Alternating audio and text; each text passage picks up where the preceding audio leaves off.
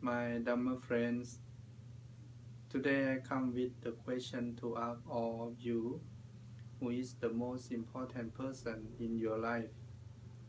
I used to ask many of my friends. Some said my children, some my husband, some my wife.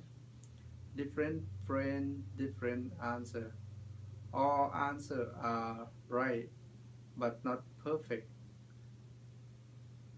According to the Buddha teaching, the most important person is the person in the front of you, because in your life you have to associate with a lot of people. Sometimes you are with your father. On that time, your father is the most important person. You should treat him good. Sometimes you are with your friends. On that time, your friends are the most important person. You should treat them good.